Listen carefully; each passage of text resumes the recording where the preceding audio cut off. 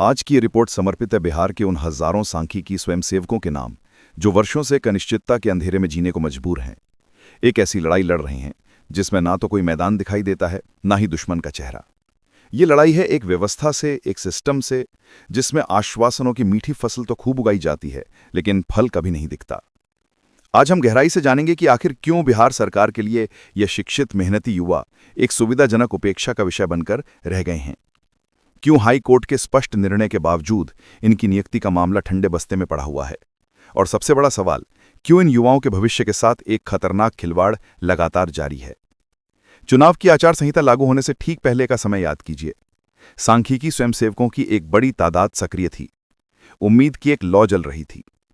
आखिरी कैबिनेट बैठकों तक दौड़ भाग चली, नेताओं से मुलाकातें हुईं, ज्ञापन सौंपे गए, वादे किए गए और वादे लिए गए। सत्ता के गलियारों में इन युवाओं के चेहरे पर एक अजीब सी आशा देखी जा सकती थी। लेकिन जैसे ही चुनावी दौर शुरू हुआ, वैसे ही ये आशा की किरण धुंधली पड़ने लगी। सरकार की तरफ से कोई ठोस हलचल नहीं हुई। शायद सरकार की अपनी राजनीतिक मजबूरियां थीं, अपना चुनावी गणित था, लेकिन इस गणित में सांख्यिकी स्वयंसेवकों का भविष्य शामिल नहीं था। उनकी जायज मांगों को एक बार फिर अनदेखा कर दिया गया। इस पूरे प्रकरण में एक सबसे महत्वपूर्ण मोड़ तब आया जब हाईकोर्ट ने इस मामले में अपना ऐतिहासिक निर्णय सुनाया। यह निर्णय सांख्यिकी स्वयंसेवकों के पक्ष में एक मजबूत दस्तावेज साबित हुआ। न्यायालय ने मानो उनके संघर्ष को एक कानूनी मान्यता दे दी हो। लेकिन क्या हुआ इस निर्णय के बाद? क्या बिहार सरकार ने इस निर्णय का सम्मान किया? क्या विभाग ने कोई ठोस कदम उठाया? जवाब है नहीं, बिल्कुल नहीं। हाईकोर्ट के निर्णय को पारित हुए सप्ताह बीत चुके हैं, लेकिन जमीन पर कुछ भी नहीं बदला है। ना तो सरकार की तरफ से कोई आधिकारिक बयान आया है, ना ही विभाग ने कोई नोटिफिकेशन जारी किया है और ना ही कोई आदेश निकला है। यह सरकार की स्पष्ट उदासीनता है जो एक तरह से न्यायपालिका के निर्णय की अवहेलना जैसा लगता है। इस उदासीनता के बीच सांख्यिकी स्वयंसेवकों के अपने ही समूह में टूटन के लक्षण दिखने लगे। अलग अलग गुट बन गए, अलग अलग नेतृत्व सामने आए। हर कोई अपने तरीके से इस लड़ाई को आगे बढ़ाने की कोशिश करता रहा। कुछ लोगों ने ईमानदारी से मेहनत की, लेकिन जब सिस्टम ही आपके खिलाफ हो तो मेहनत का कोई मूल्य नहीं रह जाता। इसी अराजकता का फायदा उठाकर कुछ ऐसे तत्व भी सामने आए जिन्होंने चुनाव के उस माहौल में भी, जब आचार संहिता पूरी तरह लागू थी, झूठे दावों की बाढ़ ला दी। कोई कहता कि अमुक तारीख को नोटिफिकेशन निकल जाएगा, कोई दावा करता कि बैक डेट में आदेश पारित करवा देंगे। ये सारे दावे ना सिर्फ हास्यास्पद थे, बल्कि पूरी तरह से अव्यवहारिक और झूठे थे। आचार संहिता के दौरान ऐसे कोई सरकारी निर्णय लेना संभव ही नहीं था, और बैक डेट में आदेश जैसी बातें तो महज लोगों को भरमाने का तरीका थी। लेकिन सवाल यह है कि आखिर इतने शिक्षित युवा इन झूठे दावों का शिकार क्यों हुए? जवाब शायद निराशा और हताशा में छिपा है। जब कोई व्यक्ति लंबे समय तक अनिश्चितता में जीता है, तो वो किसी भी उम्मीद की किरण को पकड़ लेता है, चाहे वो कितनी भी कमजोर क्यों ना हो। लेकिन अब समय बदल चुका है। ये वो दौर नहीं रहा जब लोगों को मीठे वादों में उलझा कर रखा जा सके। आज हर हाथ में मोबाइल है, हर घर में इंटरनेट की पहुंच है। व्हाट्सएप, यूट्यूब, सोशल मीडिया के माध्यम से जानकारियां तेजी से फैलती हैं। सांख्यिकी स्वयंसेवक तो आंकड़ों के साथ काम करता है। उन्हें सच्चाई के आंकड़े समझने में देर नहीं लगती। उन्हें अब समझ में आने लगा है कि कौन सी बात सच है और कौन सी महज एक छलावा। चुनाव का दौर अब समाप्ति की ओर है। जल्द ही एक नई सरकार का गठन होगा, नई कैबिनेट बनेगी, नए राजनीतिक समीकरण उभरेंगे। ऐसे में सांख्यिकी स्वयंसेवकों के सामने सबसे बड़ी चुनौती यह है कि वे अपनी एकता को फिर से कैसे कायम करें। अलग अलग गुटों में बंटकर नहीं, बल्कि एक मजबूत, विश्वसनीय और ईमानदार नेतृत्व के तहत एकजुट होकर। उन्हें एक ठोस रणनीति तैयार करनी होगी। एक ऐसा रोड मैप बनाना होगा जो संवैधानिक और लोकतांत्रिक तरीकों से सरकार पर प्रभावी दबाव बना सके। अब यह स्पष्ट हो चुका है कि महज मंत्रियों से मिलने, फोटो खिंचवाने और मीठे आश्वासन सुनने से काम नहीं चलेगा। ये एक रूटीन बनकर रह गया है। मंत्री मिलेंगे, मुस्कुराएंगे, कहेंगे कि हो जाएगा, फाइल प्रोसेस में है, अगली कैबिनेट में रखेंगे, और फिर वही चक्र चलता रहेगा। कैबिनेट की बैठकें होती रहेंगी, लेकिन निर्णय कभी नहीं आएगा। इस चक्रव्यूह से बाहर निकलने के लिए अब दो प्रमुख रास्ते नजर आते हैं। पहला रास्ता है कानूनी लड़ाई को और आगे बढ़ाने का। हाईकोर्ट के निर्णय को लागू करवाने के लिए सुप्रीम कोर्ट का दरवाजा खटखटाया जाए। दूसरा रास्ता है एक ऐसा तीसरा विकल्प जो पूरी तरह से संवैधानिक, वैधानिक और लोकतांत्रिक दायरे में रहते हुए सरकार पर वास्तविक दबाव बनाने में सक्षम हो। महज व्हाट्सएप ग्रुप्स में चर्चा, पोस्ट और भरोसे से आगे बढ़कर अब ठोस कार्रवाई की जरूरत है। याद कीजिए, चुनाव से पहले स्वयं मुख्यमंत्री नीतीश कुमार जी ने सार्वजनिक मंचों से नौकरियां देने के वादे किए थे। संख्याएं भी बताई गई थीं। तो फिर सवाल यह उठता है कि जब न्यायालय ने एक दिशा तय कर दी है और मुख्यमंत्री खुद वादा कर चुके हैं, तो फिर इस मामले में चुप्पी क्यों है? क्यों सांख्यिकी स्वयंसेवकों का मामला लटका हुआ है? अब समय टालमटोल का नहीं, स्पष्ट निर्णय लेने का है। नई सरकार बनने के बाद सत्ता का गणित साफ होते ही सबसे पहली प्राथमिकता यह होनी चाहिए कि सांख्यिकी स्वयंसेवकों के बीच के वास्तविक ईमानदार और विश्वसनीय लोग आगे आएं। उन्हें एक साझा मंच तैयार करना चाहिए और इस तीसरे विकल्प पर गंभीरता से चर्चा शुरू करनी चाहिए। यहां किसी एक गुट की हित की बात नहीं है, बल्कि पूरे बिहार के सभी सांख्यिकी स्वयंसेवकों के भविष्य की बात है। रोज हमारे पास सैकड़ों फोन आते हैं। कितने ही साथी अपनी पीड़ा बताते हैं, सवाल पूछते हैं, गुस्सा जाहिर करते हैं और उम्मीद भी जताते हैं। लेकिन एक कड़वी सच्चाई ये भी है कि हर फोन का जवाब देना मुश्किल होता है। ये चैनल सिर्फ इसी एक मुद्दे पर केंद्रित नहीं है। चुनाव हो या योजनाएं, आम जनता के तमाम मुद्दों पर रिपोर्टिंग करनी होती है। ऐसे में हर कॉल का जवाब ना देना एक मजबूरी है, अनदेखी नहीं। इन साथियों में से कई ऐसे हैं जो सालों से इस लड़ाई में हैं। उम्र के उस पड़ाव पर हैं जहां पारिवारिक जिम्मेदारियां कहीं अधिक गहरी हो चुकी हैं। किसी के बच्चे उच्च शिक्षा के लिए तैयार हैं, तो किसी को अपने बच्चों की शादी की चिंता सताने लगी है। घर चलाने का दबाव लगातार बढ़ता जा रहा है। ऐसे में नौकरी का असुरक्षित होना, भविष्य का धुंधला होना एक भयानक मानसिक बोझ बन चुका है। इसलिए ये लड़ाई अब सिर्फ नौकरी की लड़ाई नहीं रह गई है। ये अपने भविष्य की, अपने और अपनी आने वाली पीढ़ी की भी लड़ाई है। इसलिए आग्रह है कि जो भी विश्वसनीय नेतृत्व है वो आगे आए, एक गंभीर और व्यापक बैठक का आयोजन करे जिसमें इस तीसरे विकल्प पर ठोस चर्चा हो। ये बैठक महज दिखावा ना हो, बल्कि इसमें से एक स्पष्ट प्रस्ताव और एक एकजुट रणनीति निकल कर आनी चाहिए। जब नेतृत्व स्पष्ट होगा और रणनीति दृढ़ होगी, तभी सरकार पर प्रभावी दबाव बन पाएगा। वर्षों से एक ही खेल चलता आ रहा है। आज नोटिफिकेशन आएगा, कल आएगा, दीपावली के बाद आएगा, होली के बाद पक्का आएगा, 15 अगस्त के भाषण में घोषणा होगी, अगली कैबिनेट में 100% होगा, और हर बार ये बातें हवा में ही विलीन हो जाती हैं। सांख्यिकी स्वयंसेवक एक बार फिर से इंतजार की उसी लंबी कतार में खड़े हो जाते हैं। सवाल ये कि आखिर कब तक वे इन झूठे वादों और खोखले आश्वासनों के जाल में फंसे रहेंगे। वो देखकर सचमुच हैरानी होती है। लोग बड़ी आसानी से लिख देते हैं, नोटिफिकेशन निकलवा देंगे, हमारे स्रोत पक्के हैं, तारीख फाइनल है, पत्र टाइप हो चुका है, बस साइन होना बाकी है। और जब कोई इन बातों पर सवाल उठाता है, प्रमाण मांगता है, तो जवाब में तर्क नहीं बल्कि ग्रुप से निकालने की धमकी मिलती है। सच्चाई को दबाने की कोशिश की जाती है। लेकिन सच्चाई ये है कि ऐसे ग्रुप में बने रहने का कोई मतलब नहीं जहां झूठ का बाजार गर्म हो।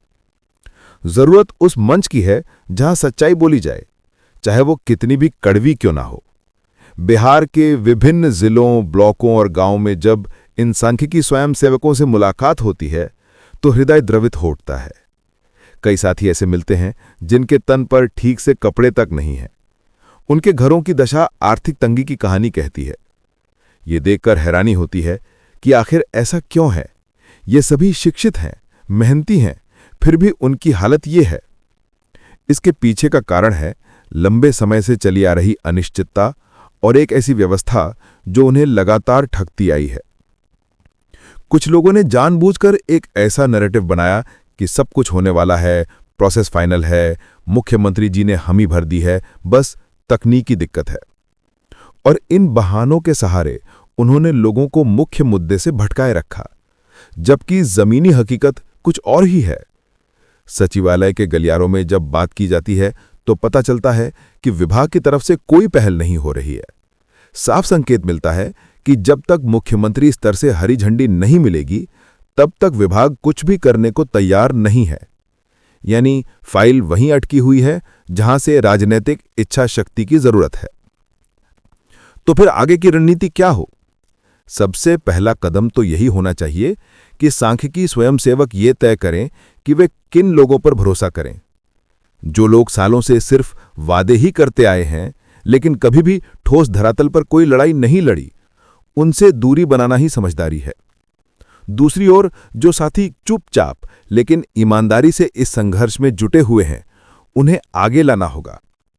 जरूरत इस बात की है कि सभी विश्वसनीय लोग आपसी मनमुटाव, अहंकार और छोटे छोटे मतभेदों को भुलाकर नई सरकार के गठन के बाद एक बड़ी और गंभीर बैठक आयोजित करें।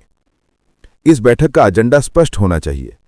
हाई कोर्ट के निर्णय को जमीन पर उतारने की ठोस रणनीति, सुप्रीम कोर्ट में जाने की तैयारी, और यदि आवश्यकता पड़ी तो एक शांतिपूर्ण, वैधानिक और जबरदस्त जन आंदोलन की योजना। लेकिन ये सब कुछ प्रमाणों, तथ्यों और कानून के दायरे में रहकर ही किया जाना चाहिए। ये याद रखना भी जरूरी है कि अब वो दौर नहीं रहा जब किसी मंत्री से मिल लेना अपने आप में एक बड़ी उपलब्धि मानी जाए। गिनती करें तो शायद सैकड़ों बार मुलाकातें हो चुकी हैं, सैकड़ों आश्वासन मिल चुके हैं, लेकिन अंतिम परिणाम क्या है? कुछ भी नहीं। अगर जवाब खाली है तो रास्ता बदलना ही पड़ेगा। एक कड़वी सच्चाई यह भी है कि अगर अभी भी कोई ठोस निर्णय नहीं लिया गया, अगर इस तीसरे विकल्प की दिशा में एकजुट होकर कदम नहीं बढ़ाया गया, तो आने वाले समय में यह मुद्दा और भी धुंधला पड़ जाएगा। समय की रफ्तार ऐसी है कि जो बात आज चर्चा में है वही कुछ वर्षों बाद लोगों की यादों से गायब हो जाती है।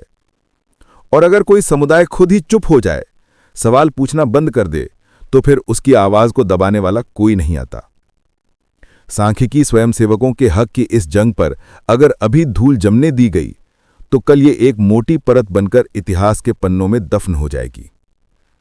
आप सभी साथी उम्र, अनुभव और समझ में परिपक्व हैं, इसलिए कोई सलाह थोपने का प्रयास नहीं किया जा रहा। बस एक विनम्र निवेदन है कि एक बार फिर से ठहरकर शांत चित्त से इस पूरे परिदृश्य पर विचार करें। हाईकोर्ट का निर्णय, सरकार की चुप्पी, विभाग का रवैया, आंतरिक गुटबाजी, झूठे दावे, नेताओं के आश्वासन और चुनावी राजनीति के इस पूरे पैटर्न को एक साथ रखकर देखें। तब आपको स्वयं समझ में आ जाएगा कि अब किस दिशा में बढ़ना है। अक्सर हमें कमेंट्स में लिखा जाता है कि आप हमारी खबर क्यों नहीं दिखाते, हमारा मुद्दा चैनल पर क्यों नहीं उठता। आज स्पष्ट कर देना जरूरी है कि चुप्पी इसलिए थी क्योंकि सरकार और विभाग की तरफ से कोई नई प्रगति ही नहीं हुई थी। बिना नए तथ्यों, बिना नए दस्तावेजों के अगर रोज रोज वही पुरानी बात दोहराई जाती, तो वो महज भावनाओं को भड़काने जैसा होता, समाधान की कोई नई राह नहीं दिखती। लेकिन आज जब चुनाव बीत चुके हैं, जब हाईकोर्ट का निर्णय मौजूद है और सरकार की चुप्पी अब भी कायम है, तब ये बात आपके सामने रखना जरूरी हो गया कि वास्तविकता क्या है। वास्तविकता यह है कि आज तक ना तो विभाग ने कोई स्पष्ट रुख अपनाया है, ना ही सरकार ने कोई आधिकारिक घोषणा की है, ना कोई नोटिफिकेशन जारी हुआ है, ना कोई आदेश, ना ही कोई स्पष्ट समय सीमा। और इसी खालीपन और अनिश्चितता का फायदा उठाकर कुछ लोग लगातार आपको मृग तृष्णा दिखाते रहे हैं। अब एक बार फिर से जागने का समय है। अपने और अपने परिवार के भविष्य के प्रति गंभीर होने का समय है। एक नौकरी खो जाना दुखद है ही, लेकिन उससे भी अधिक दुखद है सालों तक एक झूठी उम्मीद में जीते रहना, तारीखों के खेल में उलझे रहना और बार बार धोखा खाना। जो लोग आपको भटकाते हैं, झूठे दावे करते हैं, बिना प्रमाण के बड़ी बड़ी बातें करते हैं, उनसे भावनात्मक रूप से दूरी बनाना ही आपके हित में है। उनका काम शायद यही है कि आपको असली सवालों से दूर रखा जाए, लेकिन आपका काम अलग है। सच्चाई को पहचानना, तथ्यों के आधार पर निर्णय लेना और संवैधानिक तरीकों से अपने अधिकारों की लड़ाई लड़ना। सरकार तक अपनी बात पहुंचाने के कई मार्ग हैं। न्यायपालिका है, मीडिया है, सोशल मीडिया के प्लेटफॉर्म हैं, शांतिपूर्ण धरना प्रदर्शन है, प्रतिनिधिमंडल भेजने का तरीका है, लेकिन इन सब का इस्तेमाल एक संगठित, सुनियोजित और ठोस रणनीति के तहत ही किया जाना चाहिए। अंत में बस इतना ही कहा जा सकता है कि जो भी निर्णय आप लें, पूरी समझदारी और सूझबूझ के साथ लें। किसी भी नए दावे पर यकीन करने से पहले हमेशा ये सवाल जरूर पूछें कि इसका प्रमाण क्या है, कौन सा आधिकारिक दस्तावेज है, कौन सा आदेश है। अगर जवाब में सिर्फ अंदरूनी सूत्र या गुप्त स्रोत मिले, तो समझ जाइए कि बात में कोई दम नहीं है। हमारे इस न्यूज़ प्लेटफॉर्म की हमेशा से यही कोशिश रही है कि सच्चाई, चाहे वो कितनी भी कठिन क्यों ना हो, आप तक पहुंचे। अगर कहीं हमसे कोई त्रुटि हुई हो तो कमेंट में अवश्य बताएं, सुधार का मौका दें। लेकिन ये भी समझें कि बिना ठोस दस्तावेजों और सरकारी बयान के महज भावनात्मक अपीलों से आपका भविष्य नहीं बदलने वाला। एक बार फिर सभी सांख्यिकी स्वयंसेवक भाइयों और बहनों से विनम्र निवेदन है, उठिए, एक बार फिर से सोचिए, खुद को संगठित कीजिए, विश्वसनीय साथियों को आगे लाइए, इस तीसरे विकल्प पर गहन मंथन कीजिए और जो भी रास्ता चुने उसे पूरी एकजुटता और दृढ़ संकल्प के साथ आगे बढ़ाइए। आपके और आपके बच्चों के उज्जवल भविष्य के लिए ये कदम अत्यंत आवश्यक है। धन्यवाद।